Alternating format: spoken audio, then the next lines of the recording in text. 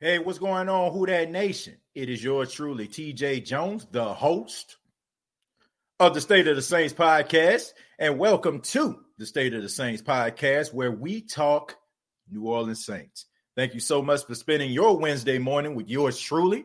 And thank you so much for all those that are filing into the chat right now. This is the interactive show. Of course, if you're new to the State of the Saints podcast, if you have any questions or concerns, feel free to comment, man, throughout the show. But on this edition, we're going to be talking about the Saints defense. And can the Saints defense turn the corner? I think this is a question that is on a lot of minds here in the Who Dat Nation. And I think that we should talk about it. And one of the reasons why I decided to talk about this topic, it had a lot to do with the what we saw against the Carolina Panthers, and also some dialogue between Zach Streif, Bobby Hebert, Coach Sean Payton on the coaches show they do down there in New Orleans, WWL, and also they talked to Aaron Glenn, man. So the question is, can they turn the corner? Can the New Orleans Saints defense get better? One thing that Sean Payton talked about in the interview, you can check it out once again on WWL. He talked about how you're not going to be able to win games like this all the time. You're going to win some, lose some. You know what I'm saying? You're going to deal with some issues. And if you continuously deal with these issues, then eventually when you start to play teams like the Kansas City Chiefs and you start playing against other teams like the Tampa Bay Buccaneers, you're going to find yourself losing. And also with Aaron Glenn, I thought that was very interesting. He said that a lot of the things that he feels the issues is with people like Lattimore and people like Marcus Williams has a lot to do with social media. He says that he feels like this is a younger generation. They look online, they see what people are saying about them, and that caused them to kind of play out of their position. To be like, I can make a play. I got to go out here and make this tackle. I got to go out here and get this interception. And they don't play loose. They don't play free because they're so concerned about what people are saying about them online, which to me, that's a very dangerous thing. You know, I understand that, guys living in a, social media world. I mean, it's kind of, unless you about to, just walk into your house, close the blinds and turn off the TV, people are pretty clear about how people feel about them. Marcus Williams understands like what people may think about him. I mean, especially if he's online and stuff like that. I mean, he sees the comments, and so does Marshawn Lattimore and the rest of the Saints defense. But to me, I feel like if you care so much about what other people are saying about you, it's going to be hard for you to kind of get rid of that type of mind frame. I mean, I'll take myself, for example.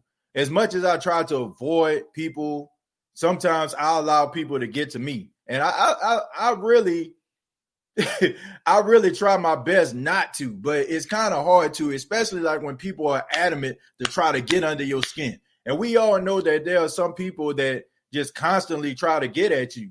And I can only imagine how that feels for a guy that is under the microscope, like a Marcus Williams, like a Marshawn Lattimore.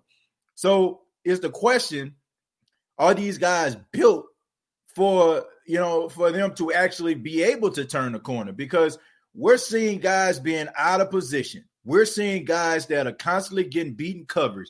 And these are guys that have been with this team for a very long time. And I'm very concerned because I'm wondering to myself, are they going to be able to, stop anybody? Are they going to be able to relinquish some of these brain farts that they have? Are they allowing social media to dictate the way that they play the game? And if they're doing that, man, it's going to be a very, very tough situation for those guys, man. But I'm going to go ahead and open it up to you all because I would love to know what you all think about can they turn the corner. Shouts out to Ernest. Ernest says, good morning, TJ. What's going on, Ernest? Tyra says, Saints must make changes to turn corner. I agree with that. I hope the Saints trying to make a move for help. I'm very concerned about this, Kim, because I'm looking at other teams making trades and being aggressive.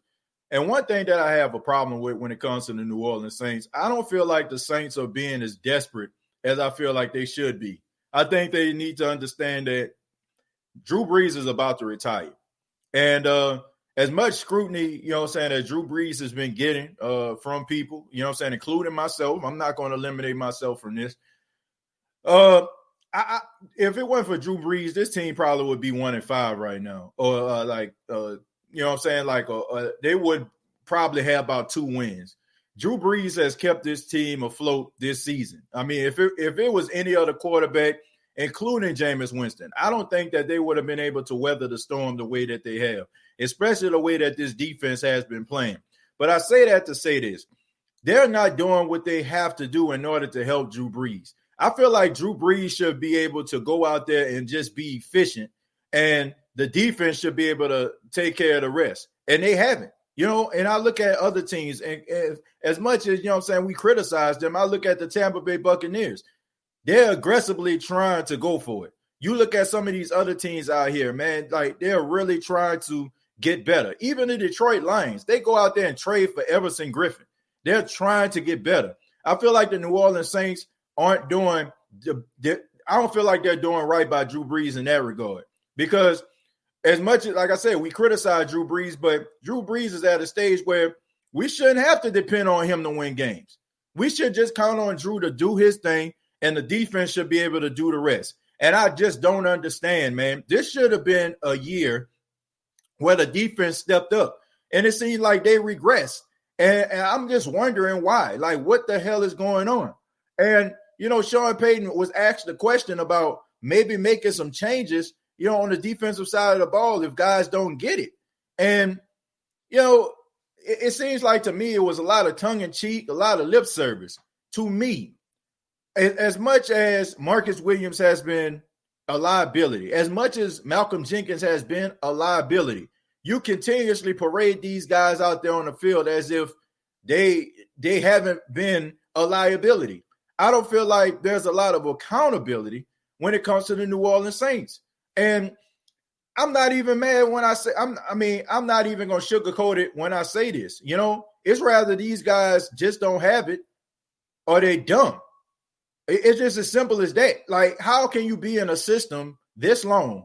How can you understand offensive concepts, defensive concepts, and you still can't master the art of technique, of turning your head around and eye contact, with the receiver and the ball?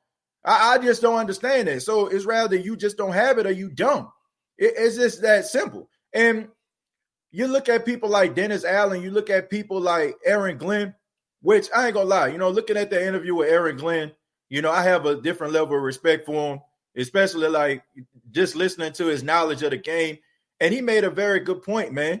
He said they asked him the question about when they blow an assignment on the sidelines, do you get in a grill? And he was like, no. And he said, not really. He said, what I do is I go to him and I asked them, like, what you did wrong. And he's like, if they tell me what they did wrong, of course, like, if they tell me what they did wrong, then I ain't got to say nothing. He said, but at practice, he said, I'm chewing them out. He said, on the field, I'm trying to get them to play with as much confidence as they can. Now, I'm kind of on the fence with that. If a guy constantly gets, constantly blow coverage, if they're constantly out of position, accountability got to take place somewhere. Now, I know these are grown folk, and this is not like college or high school when you blow coverage and a coach is all up in your face, because these are grown men. They making big bank. But, man, they got to have some accountability somewhere. Like, if a guys keep blowing coverage, why not go to the next guy? Why not see what you actually have? Do you not have confidence in your coaching? Is the question. Do you not trust your coaching ability? Because are you not allowing these other guys that could be potentially the replacement for the guys that are struggling? Why are you not giving these guys opportunities? You got these guys for a reason. And I don't understand why DJ Swearinger is a healthy scratch. I just don't get it. Like, this guy is too good to be sitting on the sidelines. You are right, TJ. Desperate Tampa are making all the moves. yeah, they making moves. And like I said, we can hate on them as much as we want to, man. Like, you know what I'm saying? I'm on the groups and stuff like that. I see how the Tampa Bay Buccaneers fan base are talking.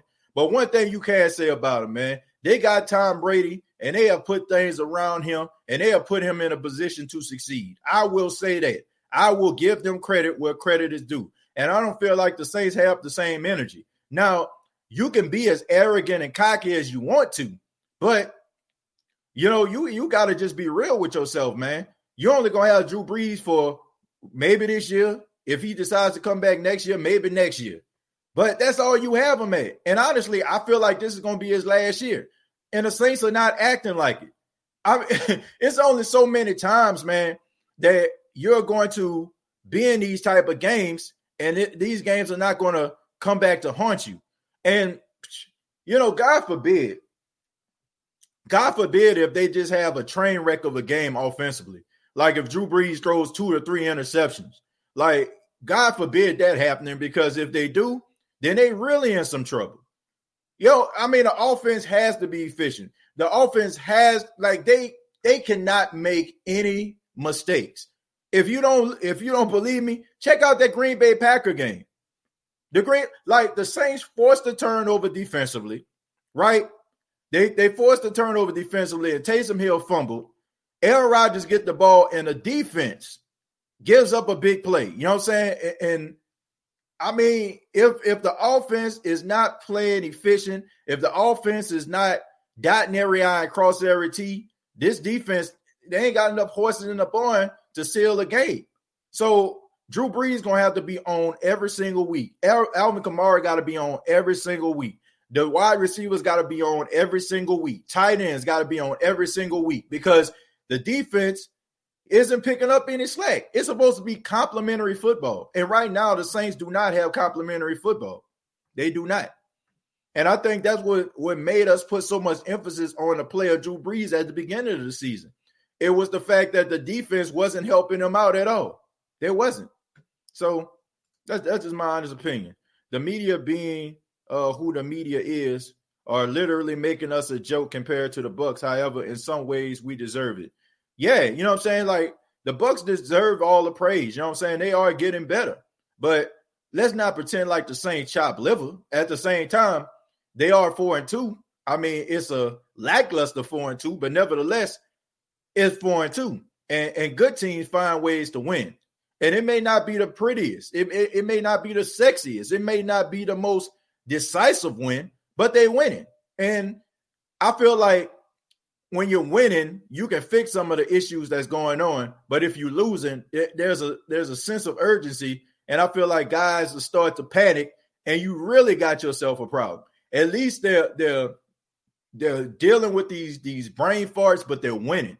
I mean, and you have to admit, man, you know, even though the defense has been playing suspect for the last 2 games, the defense had to make a play in order for the Saints to win. Okay, it was Lattimore with the tackle on Mike Williams against the Chargers, and it was Davenport knocking Teddy Bridgewater and the Carolina Panthers out of field goal range. I mean, honestly, if it wasn't for that sack by Davenport, there's no way that guy could have made that field goal from 64. Okay, I mean, it was an inch short. So if it wasn't for that sack, that guy would have drilled that field goal. So it's about taking those type of plays and being consistent with it, you know, instead of playing behind an 8 ball all the time. I mean, we cannot afford offensively to make any mistakes. And I'm glad that the Saints have been efficient over the past couple of weeks. I mean, you had a fumble, you know, Drew Brees fumbled the football, but I mean, it didn't really cost them or anything like that. So lucky for them, you know. The fact that we dominated time of possession, ran almost double the plays Carolina did, and yes, Drew was serving them up, but we were holding on to a 3-point lead. That's a problem. Absolutely, Sanchez. That's a very good point right there. I mean, the Saints controlled the time of possession. The Saints held the ball 9 minutes longer. Like, think about this, folks. I want you to understand this, right? Now, the Saints had the ball 9 minutes longer than the Carolina Panthers. The Saints held Carolina to 286 total yards. The Saints were 82% on third down, right? You know what I'm saying? 82% on third down. But yet they won by 3. If any of those statistics happen in a game and your defense is playing good, it should be a blowout. It should be a blowout. The Carolina Panthers had less than 20 yards rushing in this game. The Saints were, like I said, 82%. 82% on third down in this game. They ran the ball. They had over 100 yards rushing in the first half between Murray and Kamara. Any other team, if they had a defense, this should have been a blowout. Looking at this game statistically, analytically, you would think that the Saints would have blew these guys out 37-10. And they should have. Think about this. The Saints was up 14-3 until that busted coverage that Marcus Williams, you know what I'm saying, allowed DJ Moore to get that wide open pass. The Saints were trending. They came out there like their hair was on fire.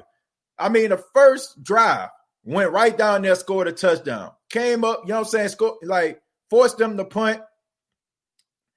I mean, forced a field goal. The Saints went down there again and scored, you know what I'm saying, and scored another touchdown, 14-3.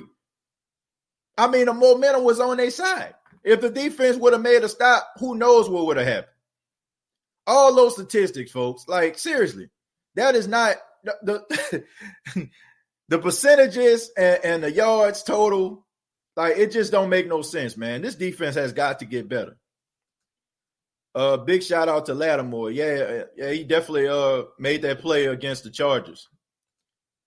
Big Herb said, good morning, T-Mama TJ up early. Yeah, man. I'm up early, man. I work at nights now, overnight, so I'm always up. I'm always up now. You know, I've been trying to do early morning shows, you know, because people say they seem to enjoy these. So shouts out to Jared says, I just woke up. Chemo says OG in the building, showing some love to Jerry. Jack CP3 says DB's getting roasted out there. It seems like I'm always seeing them running behind the receivers to tackle them after they catch the ball.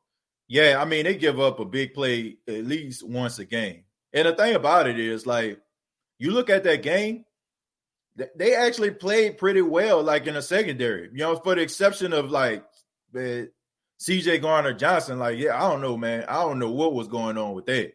It looked like they was kind of targeting him. It's like they were trying to target him or something like that. But besides that big play, man, it was a lot of nickel and diamond. You know what I'm saying? But it was – they were just, you know what I'm saying, slowly matriculating the ball down the field. And, you know, you got to get stops, man. You got to force – you got to – even if you have a bend but don't break type defense, you got to be able to make some stops, man. You got to be able to make some stops. Cam Jordan appears to be hurt, doesn't have the burst he had last year. I mean, there may be something behind that because Cam Jordan has not been playing his best. I like Cam Jordan a lot. I think he's funny. He's witty. You know, he's clearly the leader of the defense. But, man, I don't know, man. Them other guys playing much better than he is. Everybody be safe out there with this hurricane coming, man. Yeah, hurricane, Zeta? Hurricane Zeta there. So y'all be careful out there, you know. Make sure that y'all be safe, man, and follow what the news and the meteorologists saying, man. Nobody be a hero. The secondary coach has got to go. I think they need a whole different secondary. I think they need a whole different game plan. I think they need a new defensive coordinator. I think they need some new players out there in the secondary. I think they need some guys that don't really pay attention to social media. I really feel that way, man. I think these dudes be too heavily involved on social media. I think there might be some validity behind what Aaron Glenn's saying. They care too much about what people think about them. I see now, TJ, teams are going to blow past us in every game. Yep. And the thing about it is now they got a huge target on their back because we all know that the Saints are really good at stopping the run. So all they're going to do is try to throw over their heads. That's all they're going to do. They're going to try to throw over their heads. If a team is really stout, really stout against the run, You know, all they're going to do is drop back and pass. I mean, it's rather two things going to happen. It's rather they're going to get a big play from a catch or a big play from a pass interference. Love the morning show. Thank you, Jamarcus. I appreciate that. And I want y'all to come back this afternoon. We're going to have a special guest on the State of the Saints podcast coming back, John DeShazer from NewOrleansSaints.com. So y'all check it out. It's coming out 3 p.m. Eastern, 2 p.m. Central Standard Time. We're going to have John DeShazer on the show. This is just a quick show, man. We're not going to be on here long because I got some things I need to do for the radio station. So probably going to go by like a few more minutes, but I just wanted to, run that by y'all. See what y'all think about this defense and also answer some more of your questions that you may have. We have all the right pieces. Most of the time, they're in the wrong places, not playing aggressive enough. Yeah, I do feel like the Saints got some quiet boys out there, and I don't feel like these guys technique is good. I think that these guys be trying to be a hero. It's right. They trying to inflict pain and, trying to, lower the boom on somebody. But, man, you got to wrap people up, man. You got to tackle these guys. Get these guys on the ground. That's the important part. Bill Belichick always has a top 10 defense with no-name players. Coaching matters. Yep. Coaching matters and players matter, too. You got to make sure that you have the right players. Everybody be safe from the Hurricanes. Yeah, y'all be safe out there. Do you think Coach Rule asked Teddy B who was the weak link in the defense and attack it? Absolutely. Yes, absolutely. No doubt about it. No doubt about it, he asked. Teddy know what the deal is, man. Teddy know who the weak links is. Teddy went up against this defense in practice. He know what it is. So frustrating as a fan that this 2020 Saints team isn't balanced on both offense and defense. We have to do and command better. Go Saints. Who that? Yeah, it is very frustrating, Shonda. It's very frustrating. Make my head hurt. I'm just tired of dealing with the same issues over and over again. I mean, I'm just tired of it. As a fan that loves this team, I'm tired of dealing with the same issues over and over again. I think I just don't understand why. You would think that as a collective group, they should be much better, but they not. Who that nation? You are the greatest. Shouts out to Peanut, my guy Everett, man. Shouts out to you, man. Jay says we should be 6-0 had our secondary just been average. Yeah, I mean, probably lost one game, maybe, but I don't know. That secondary is going to be a problem. And I think we just fooling ourselves. Like, we just fooling ourselves if we just think that, it's hard for me to get happy when I know it's inevitable that this team is going to break my heart. I was just being serious. Like, it is hard for me. Like, even when they win, I'm happy that they win. But I just know that it's just a matter of time before they break our hearts. Like, they're not structured and built. And for me to be like, man, we can beat anybody. Like, I feel like we can win. We can get by. We probably can be in shootouts because, I mean, like I said, we got Drew Brees. He puts us in the best position to win. We got Alvin Kamara. We got talent. So we can go toe-to-toe with your best, you know what I'm saying, because of these guys. But like I said, it's only a matter of time. Like, do you trust this team to do anything in the playoffs? Do you trust this team to make it to the Super Bowl? Absolutely not. I say we'll win, but we'll probably even win double-digit games. But I don't trust this team, man. I don't trust this team like going into the postseason. I don't.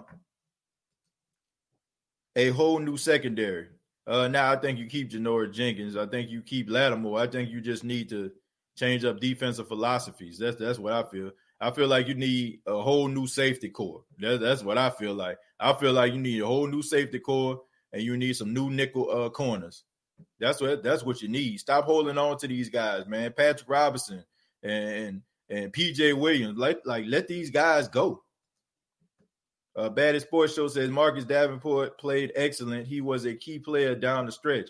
Yeah, man, for the last couple games, I mean, he was present.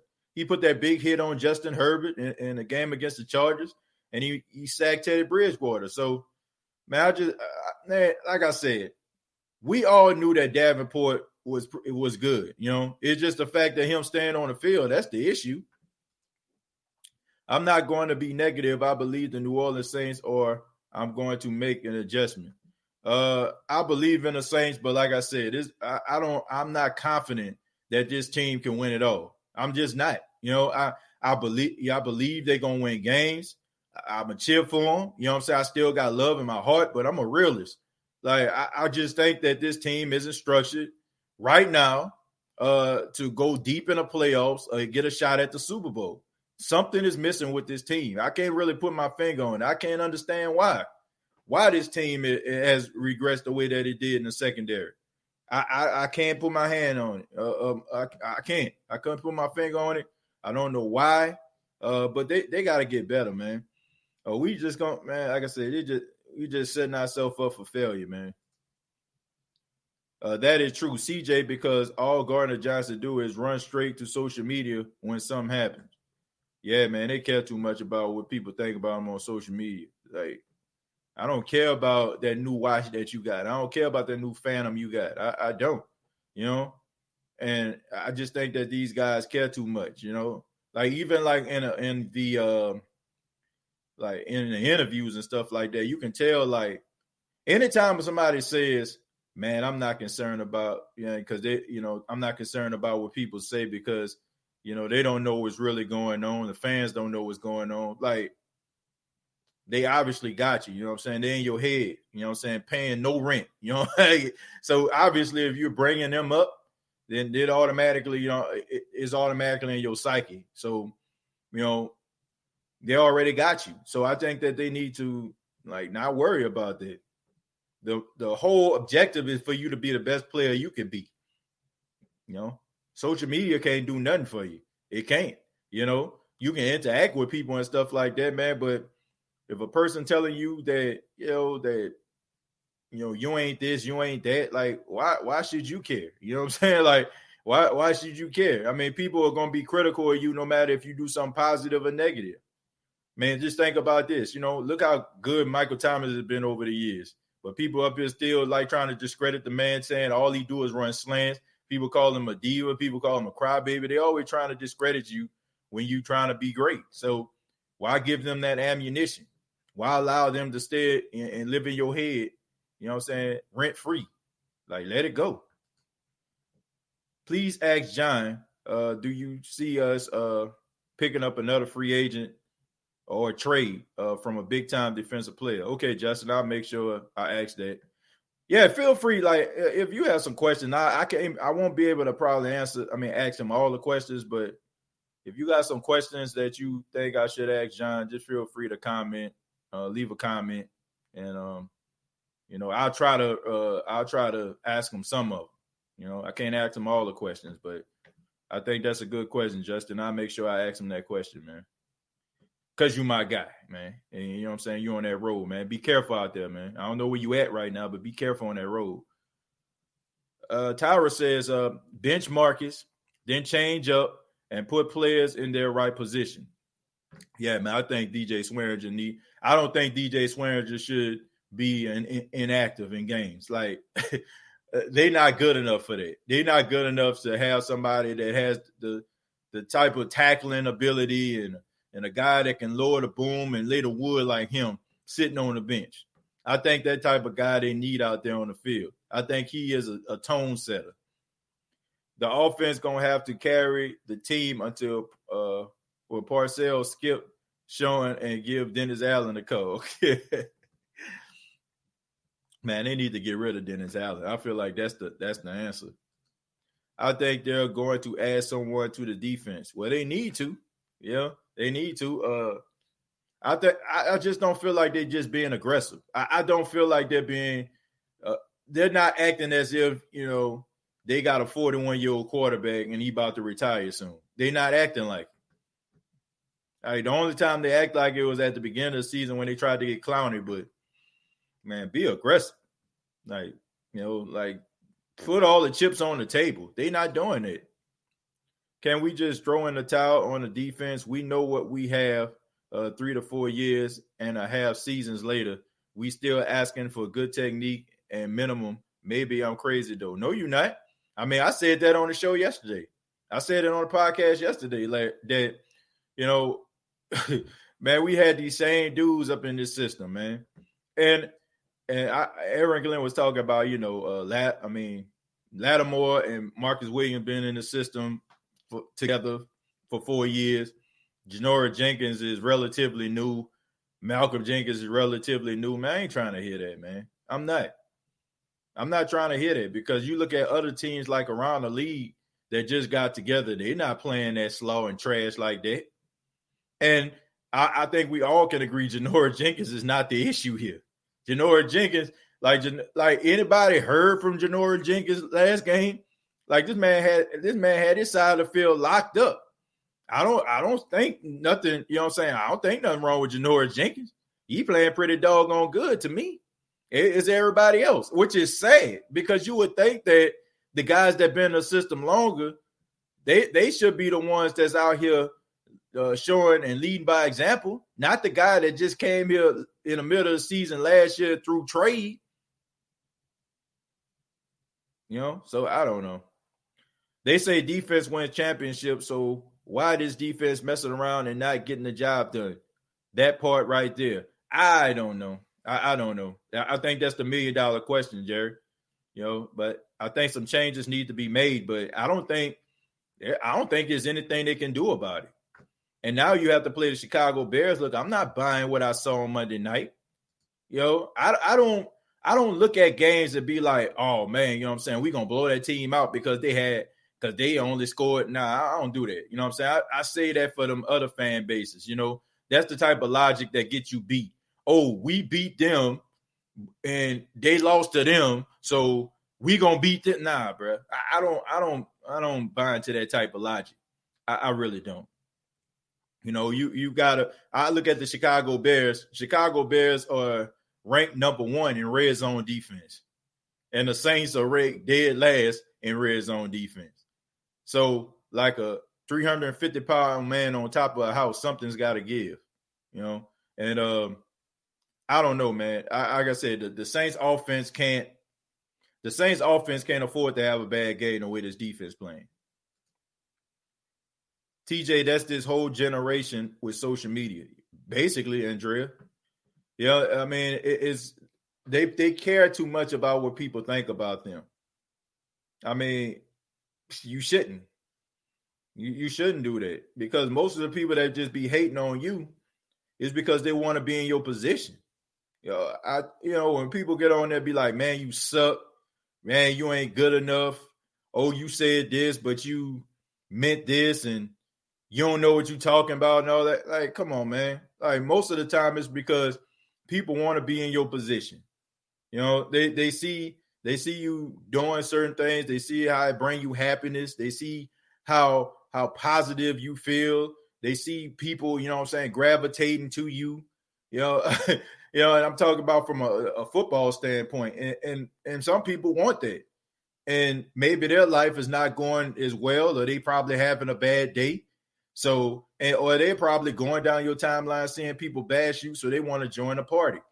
If y'all can afford me to tell y'all a story, I was watching this video on YouTube, and it was about this guy, okay? But it was supposed to be a social experiment. They brought in a whole bunch of people inside this little room, and there was this guy. And the audience, the people that was in the room, were able to dictate what would happen in this person's life. So it starts off that this guy was out with his friends, and they were given like options of how this guy's night was going to go. There was an option that the guy can drink, with his friends and have a good time, or a guy can walk over to him and want to fight him because he thought he was talking to his girl. Of course, the crowd decided to pick option B, wanted him to go and fight, fight this guy over a girl, You know, then the guy went to the store and they had an option like this guy can just pay for his stuff and leave the store, or he can get accused of stealing. You know, and of course they accused the guy of stealing. The guy went to jail. While the guy was in the back of the paddy wagon, they had an option of saying that it was a mistaken identity or call this guy and tell him he got fired from his job. So it was just all these bad options that this crowd was giving him. And it was to a point where the last point was this guy can just go home and just have the worst day ever, or he can get kidnapped. So the guy ended up getting kidnapped, but he ended up breaking free, running down the street and got hit by a car. And everybody in the crowd just got all quiet and stuff like that. But the whole point of that was, and this is the point, it was called de-individualization, right? It's like when you see a bunch of negative comments, for example, or if you see a people that are booing or a person that they're bashing somebody, it makes you want to be a part of that group. It makes you want to add to that, you know what I'm saying, that person's pain. And I feel like that's what you see a lot on social media. And these players, sometimes they buy into these things, and you shouldn't. You shouldn't do that. And even with people today, sometimes people are going to just hate on you just for the simple fact they see you happy. If you think that you look nice on that particular day, you take a picture, people see you smiling, somewhere somebody hating on you. Somewhere somebody probably mad because you look happy. So I don't think you need to buy into what people are saying, and you shouldn't add to a person's misery. So I always looked at that video and I just put things into perspective, man. That's why, I don't try to buy into what other people are saying. Like, I would rather people be mad at me for me being, really honest about my feelings than for me to be sitting up here and just be like going with the masses. I don't do that. And I don't think anybody else should either. So that was an interesting story. I know that's, don't really have nothing to do with sports, but I mean, I just feel like that's what really be going on. So that's the reason I feel like they shouldn't care, because it's just people just, want these guys to feel as miserable as them. Not having all-season activities in camp really hurt our defense, I think. I think the main thing that hurts our defense, Timo, is there's no fans. I really think that this, since we talking about social media, think about this. Why do you post on social media? Post on social media to get the adulation and the cheers and reveres of fans. Like when you go out here, you dressed up, you flexing, you know what I'm saying? You got money, you stepping up out your nice car. You want people to validate you. So I feel like if we're up here talking about social media, if we're up here talking about guys caring about what people think, like, do you think that crowd participation doesn't play a role in that? You don't think that people chanting your name and cheering and saying who that is, saying defense, all the time, you know what I'm saying, and making crowd noise, you don't think that has some type of impact on the way that these guys are playing? My grandfather would say sometimes, like when he used to preach, he said, don't look for me, to bring your fire. You know what I'm saying? Come and bring your own fire. They don't bring their own fire. They looking to rest by your fire. So I feel like that's probably has something to do with it. I feel like that's why they're so adamant about getting crowd back into the Superdome. You look at other teams, they're not concerned about, the crowd and all that kind of stuff. They're playing pretty disciplined regardless. You know what I'm saying? Even like with the Chicago Bears, I know they had a little bit of a hiccup. You can look at the Los Angeles Rams. I mean, they ain't got no fans, but they playing pretty doggone good. You look at the Seattle Seahawks, they ain't got no fans, but they still out there balling out. So you shouldn't – I feel like that's the biggest issue with them. I feel like this team cares too much about validation, and I feel like that's one of the main reasons why this defense is struggling. I feel like if they probably had fans inside of the stadium, I feel like this team probably would have just lost one game. I think that means a lot to them. Some people just need that. Some people just need that energy. Since you think the Saints won't make it to the Super Bowl, what NFC team do you think will, and why can't the Saints beat that team? It's not about a matter of beating them, Baines. Like I feel like they can beat anybody. That's the thing. I feel like the Saints can beat anybody, but they can also lose to anybody the way they're playing defensively. Let's look at this as a prime example, right? Let's look at that 49ers game last season, right? It was toe-to-toe, right? It was toe-to-toe. Now imagine if the Saints actually had a defense. At one time, the Saints were up in that game. Well, it was like 27-7 or something, 28-7. They was beating the hell out of the 49ers. Now imagine if the Saints actually had a decent defense at that particular time. You know, like that game wouldn't even been close. So they can beat anybody, but they can lose to anybody too. Look at the Minnesota Vikings game, right? They wasn't in a position to win that game. Look at the Rams game. You know what I'm saying? Like they were in a position to win that game. It's always going to be nip and tuck. And when you're playing like that, like I said, you cannot afford to make mistakes. You know, I don't have a team that just stands out among the crowd. You know, if I'm thinking about it, I would say the Seahawks because, I mean, everybody know how I feel about Russell Wilson. But at the end of the day, you're going to win some, you're going to lose some. You know what I'm saying? Like, can you confidently say that the Saints can make it to the Super Bowl? That's all I'm saying. I'm just being real. Are you confident? Like, as much as you want these guys to go, can you say emphatically, like, the Saints going, you know what I'm saying, the Saints going to the Super Bowl? No, you can't. No, you can't. You think the Saints can be competitive against anybody, which they can. Like, I don't feel like any team just gonna blow out the Saints. I think they got too much pride. I just think that they battle tested. You know what I'm saying? They smell like smoke because they've been through fire. So they're gonna always be there in the end. But you're opening yourself up to get beat. That's all I'm saying. Like, if they had a better defense, then there's no way. You know, I feel like they can beat anybody, but they can also lose to anybody too. I'm serious. They can beat anybody, but they can also lose to anybody. And I think we've seen that over the years. And, you know, but I don't have like a team where I just be like, man, they're going to the Super Bowl because, you know, I don't feel like man, if it was me, like I said, I would say the Seahawks, but I'm being biased because I like Russell Wilson. What up, TJ? Good morning, fam. I am ready for us to beat Tampa Bay. So many fake Tampa Bay talking trash about us, but I ain't worried. We Who Dat fam. Shout out to my boy TJ. You do a good job doing the show. Thank you, RJ. Man, I'm not worried about no Tampa Bay fans. Tampa Bay fans up here talking about, man, y'all won 100 games. You ain't got nothing to show for it. I mean, at least we won 100 games. Like, where y'all 100 games at? Where y'all didn't win 100 games over a decade. You know, so I don't know, man. I'm tired of talking to Tampa Bay fans, man. It's as if these guys have been winning all these years or something like that. And I'm like, man, they coming up out the trees. I mean, for all my people out there, I know some of y'all probably seen this. The Tampa Bay Buccaneers are like the Uncle Pete's of the NFC South. If you ever seen the movie Soul Food, a very popular movie back in 1997, all right, the three sisters, they had an uncle named Uncle Pete. Now, Uncle Pete, nobody seen. Uncle Pete was locked up in a room, never go nowhere, didn't never do nothing. They used to slide Uncle Pete's food next to the door and he'll hurry up and grab it before anybody see him.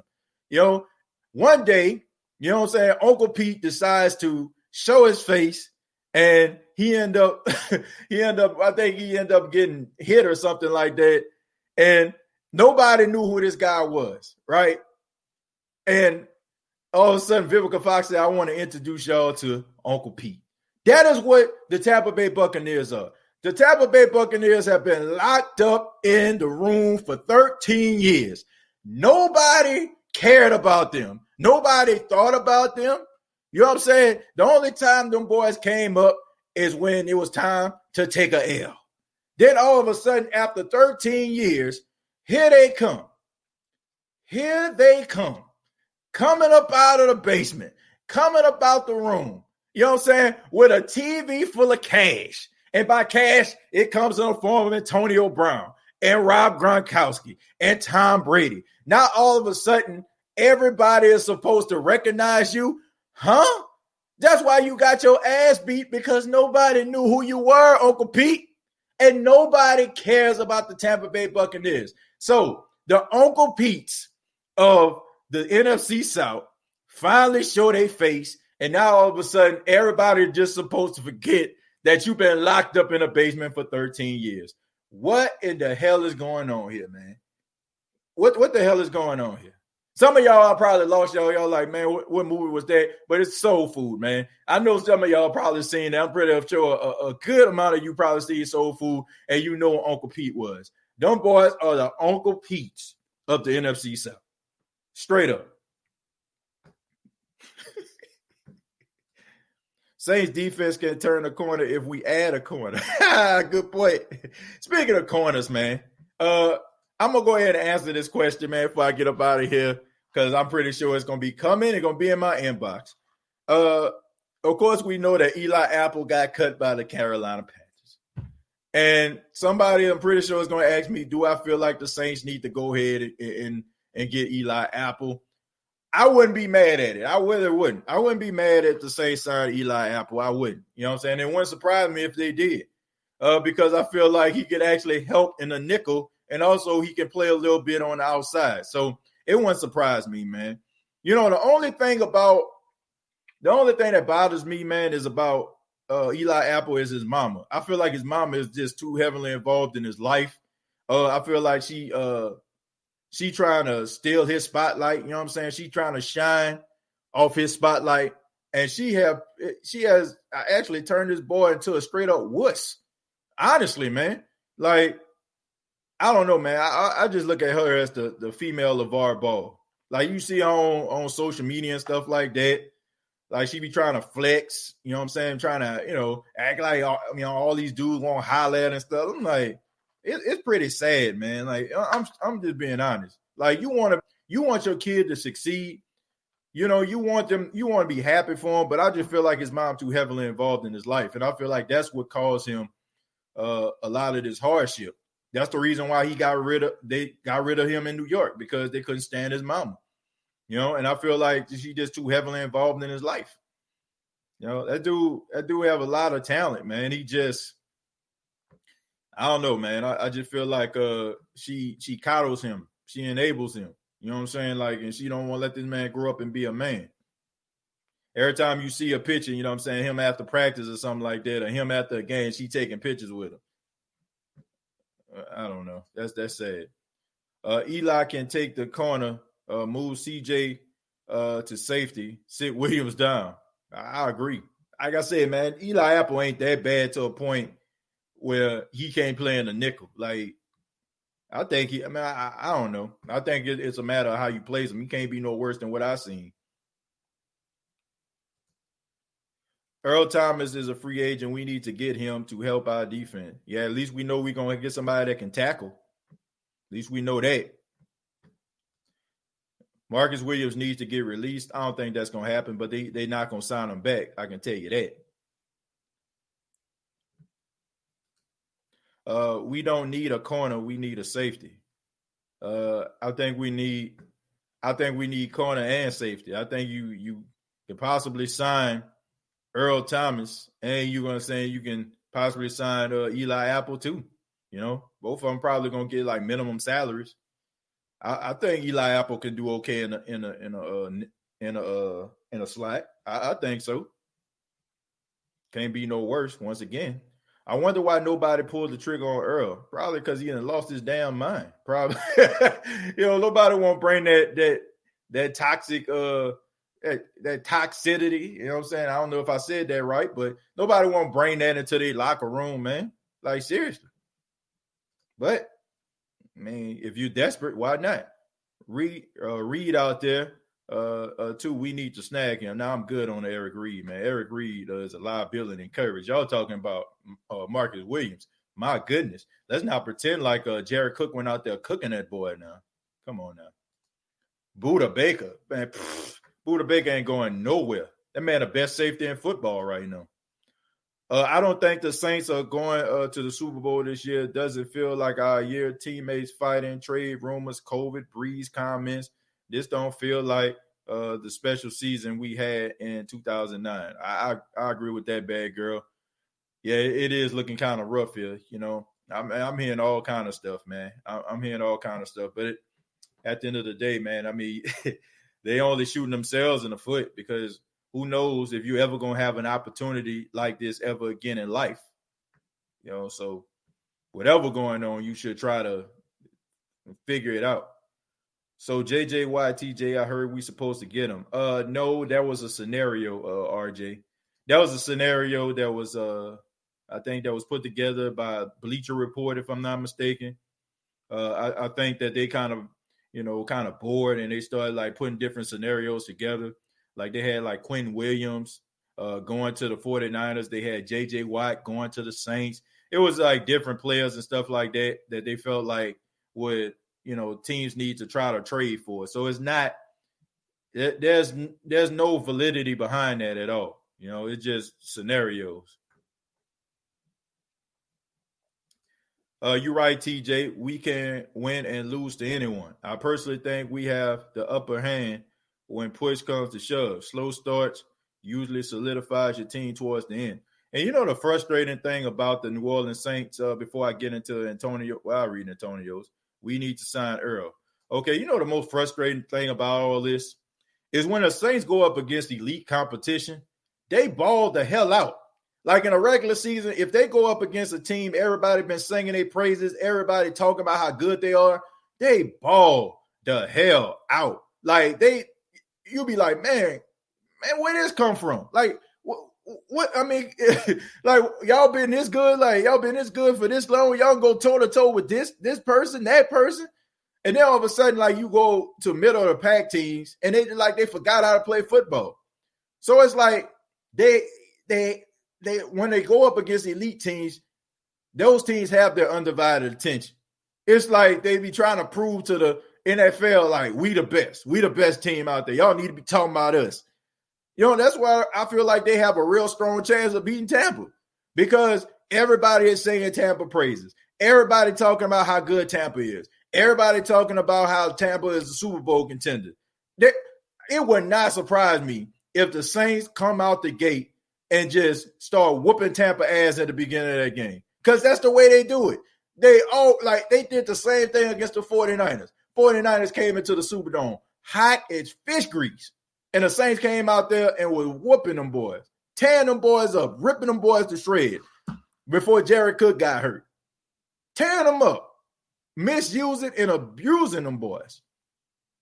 And that's the frustrated thing about it, man. Because we like, what? Why we can't get this every week? Why we can't get it every week? So that's the reason why, that's why I say they just built different. When they go up against the elite teams, they be trying to prove themselves. Prove yourself against those teams that's middle of the pack. Prove yourself against the teams that's not really good. Steelers just traded Cam Sutton. We don't know where yet. Oh, wow. You're right, TJ. I already read that. Let's see. Okay, then, TJ, believe. I mean, it's true, Tyra. I mean, when we go up against elite competition, we ball out. They play to their competition. Yeah, and that's the problem. That's a problem. I think we're going to win this year because we feel vulnerable. A different feeling than the last couple of years. Man, the Saints always, they never really want to get the Saints credit. They just kind of just say the Saints going to be Super Bowl contenders, but they really, honestly, they so happy that they get a chance to talk about some other team. They get to talk about Tom Brady this, Tom Brady that, and I love it. I love it, Who Dat Nation. I love it. I love the fact that they talking about Tampa every day, because it's going to feel so good when the Saints beat the Tampa Bay Buccaneers. And there's nothing that they fan base can say. They fan base is talking mad greasy, talking about how they blew this team out, blew that team out. I'm telling you. They just I don't know, man. I'm telling you. Eli Apple might come here. Yeah, the Saints like digging in the crates. And I'm going to read this last one come from Kim. She says, they never talk about the Saints, but it's all good. I don't care about them not talking about the Saints. I don't want them to talk about the Saints. I really don't. I don't want them to talk about the Saints. I don't at all. Let them keep on talking about Tampa. and let the fan base keep on gassing them up. Making them feel like empowered. Please do, because I don't want to hear nothing when they lose. Chris says we can trade for Gilmore if we give up a first and third draft 2021 and a second draft pick in 2022. What you think about that, TJ? No, I don't like that, man. Especially since most likely Drew Brees gonna retire, man. You gotta be able to use all your draft picks to rebuild your team to make yourself competitive for the future. So if the Saints probably had a young quarterback, then I'll say okay. But nah, man. You don't want to give away those type of draft picks. You don't want to give away those type of draft picks, knowing that Drew Brees about to go into retirement. We always believe the media and overhype ourselves. I think these losses early are important. I don't feel like we overhype ourselves. I think it's just the fandom. It's the fandom in us, man. We just love our team. Everybody want their team to win. Everybody, nobody wants to sit up here, man. Oh, man, I think my team gonna everybody at the beginning of the season feels like their team can make a playoff run. Everybody feel that way, so I don't feel bad for that. I mean, you just being a fan. But I want to say thank you all for checking out the State of the Saints podcast. Once again, coming up this afternoon, 3 p.m. Eastern, 2 p.m. Central Standard Time, we have John DeShazer on the State of the Saints podcast. So if you're not doing anything around that time, come on back. But if you're at work or you're busy, I mean, you can catch it later on. But John DeShazer will be on the show. We're going to talk to him about the New Orleans Saints, the secondary, and some of the other things that are going on with the team. So come on back, check it out. Hope everybody enjoys it, and I hope everybody enjoys their day. And if you have not already, subscribe to the YouTube channel, youtube.com, search The State of the Saints Podcast. On Facebook, facebook.com, search The State of the Saints Podcast. Previous episodes available, iTunes, Spotify, iHeartRadio, Anchor FM. Once again, enjoy the rest of your day, and hopefully I'll see some of you this afternoon. Till next time, all I got to say is, who dat?